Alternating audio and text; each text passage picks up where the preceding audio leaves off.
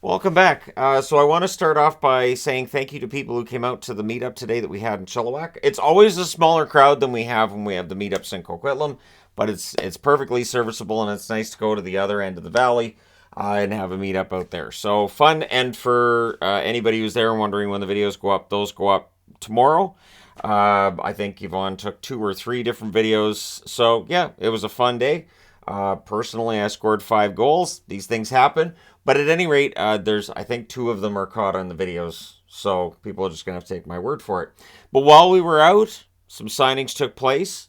So a couple of these are to avoid arbitration. And that's going to be a key thing over the next week here.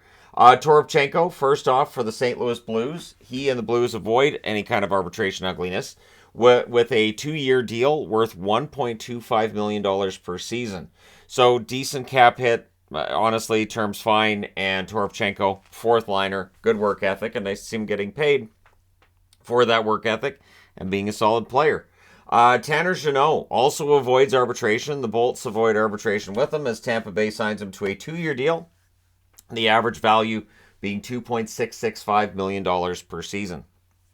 So Jeannot looking to have some bounce back in his game this season from the season that we just had.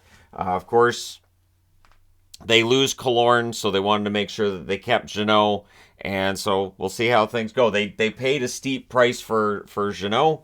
We'll see what he does this year, but at least they hold on to the player. Entry-level contracts being signed as well. Starting with the 2023 number 32 pick, David Edstrom. He signs a 3-year entry-level contract with Vegas. With the entry-level contracts, I just talk about the first-rounders because I know a lot of guys are signing contracts right now, but I focus more on the first-rounders, including Edward Chalet signing his entry-level contract with Seattle. He was the number 20 pick this spring/summer. 3-year entry-level contract for him. So, again, the 3-year deals, and then when those are done, players usually get raises, and both Edstrom and Chalet will be looking to get raises when that takes place. Of course, the question then becomes one of when did they debut in the NHL? Neither is likely to debut right away, but you can never tell, right? This is supposed to be a really deep draft class. We shall see.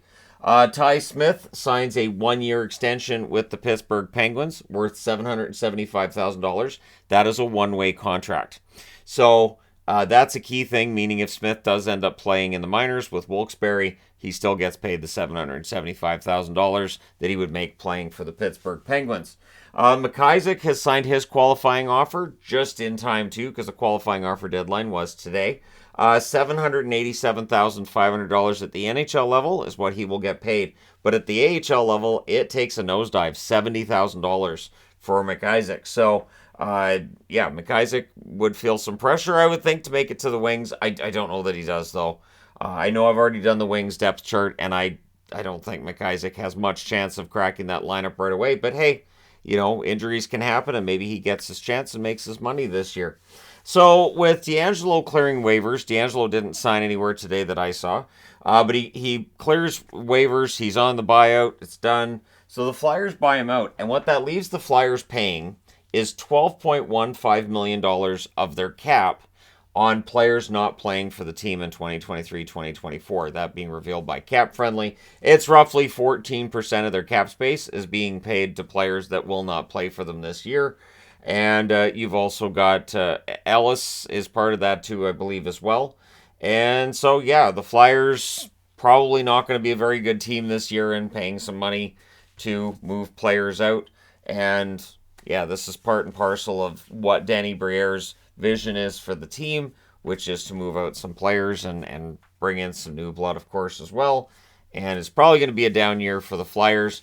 I will say this. I have faith that Briere will figure this out and get the ship righted in Philadelphia. It just might take a little bit of time, and it might not be the prettiest way to get it done either when you're buying out DeAngelo and you've got all this cap money that's being paid for guys not to play for your team, but it does happen. Let me know your thoughts in the comment section below, as always. Don't forget to hit like and subscribe if you're browsing your way through. You just happened upon this video. Thank you guys so much for watching, for all your support. I will talk to you again soon.